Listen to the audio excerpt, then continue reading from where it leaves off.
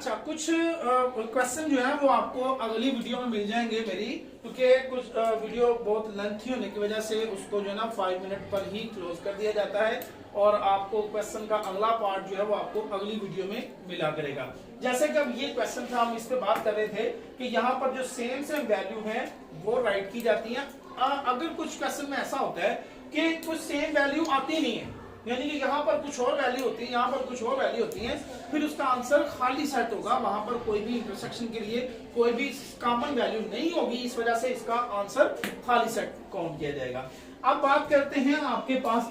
Complement की तरफ। Complement में क्या होता है कि आपके पास अगर ए कॉम्प्लीमेंट है,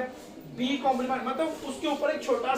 छोटी सी लाइन होती है, ठीक है। ए कॉम्प्लीमेंट में अगर आपके पास यहाँ पर आ जाता है ए यूनियन बी कॉम्प्लीमेंट आ जाता है, या ए इंटरसेक्शन बी कॉम्प्लीमेंट आ जाता है, ठीक है, कुछ भी कहीं पर भी कॉम्प्लीमेंट आ जाता है तो आप उसको u माइनस वो वैल्यू लिखेंगे। जैसे कि a कॉम्प्लीमेंट है तो हम इसको लिखेंगे u माइनस a, अगर b कॉम्प्लीमेंट है तो हम लिखेंगे u माइनस b, अगर a इंटरसेक्शन b कॉम्प्लीमेंट है तो हम इसको लिखेंगे u minus a intersection b, अगर a यूनियन b कॉम्प्लीमेंट है तो हम इसको लिखेंगे u minus a union b। सो जहां पर b कॉम्प्लीमेंट आएगा हम उसको u माइनस राइट करेंगे। एक सेकेंडली कि अगर किसी रकम में ब्रैकेट आ जाती है तो पहले उस ब्रैकेट का आंसर निकाला जाता है, फिर उसको u के साथ माइनस किया जाता है। जैसा कि अब कॉम्प्लीमेंट के अंदर जो कहता है, फॉर एग्जांपल कि आपने u की वैल्यू आपको दी हुई है 1 2 3 सो ऑन 10 तक, और a की वैल्यू है जी आपके पास 2 4 7, तो आपने इसका जो है वो a कॉम्प्लीमेंट निकालना है। तो देखें कि इन 3 डॉट्स का मतलब होता है कि 3 के बाद वैल्यू है 4 5 6 7 8, जिस तरह ये तरतीब पीछे से आ रही होती है इस तरह ये आगे जाती है। तो a कॉम्प्लीमेंट को हम लिखेंगे u माइनस a, तो यहाँ u की वैल्यू आएगी 1 2 3 अप सो ऑन 10, और माइनस a की वैल्यू आएगी 2 4 एंड 7। तो अब माइनस में क्या करेंगे, इसमें हो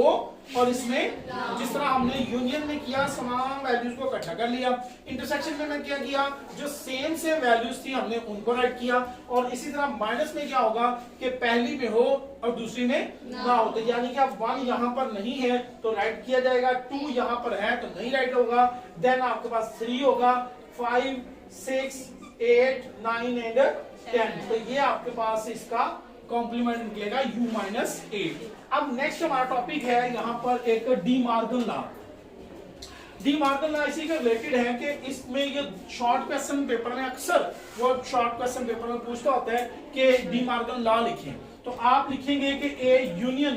b आपके पास कॉम्प्लीमेंट है, अगर अंदर यूनियन होगा तो आप इसका बाहर कॉम्प्लीमेंट लिखेंगे, ठीक है,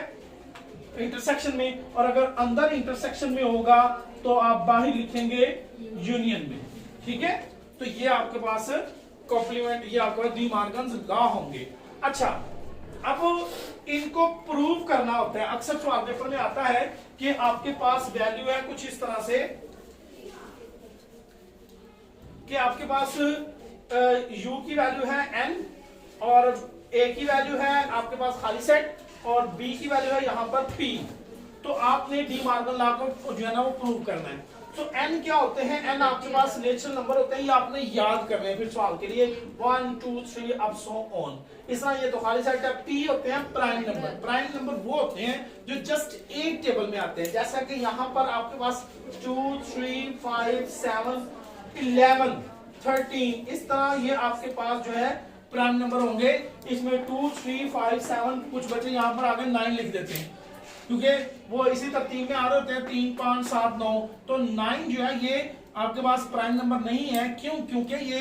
3 के टेबल में भी आ जाता है, ये 9 के टेबल में भी आ जाता है। तो प्राइम नंबर हमेशा वो होता है वो जस्ट एक टेबल में आता है, जस्ट एक, जैसे 2 किसी टेबल में नहीं आता, 3 किसी टेबल में नहीं आता, 5 किसी टेबल में नहीं आता, जस्ट अपने ही टेबल में आता है। तो ये प्राइम नंबर होते हैं। तो इन प्राइम नंबर्स को लेके वो सवाल लॉन्ग क्वेश्चन में पूछता है कि डी मार्गन लॉ को प्रूव करें या किसी एक लॉ को प्रूव करें, तो फिर इन लॉ को आपने राइट करके इन वैल्यूज को लेना है, उसमें वैल्यू दी नहीं होगी, वैल्यू को आपने राइट करना होगा यहाँ पर, तो फिर आपने इसका सवाल करना होगा। तो ये डी मार्गन लॉ आपका लॉन्ग क्वेश्चन के लिए सवाल होगा।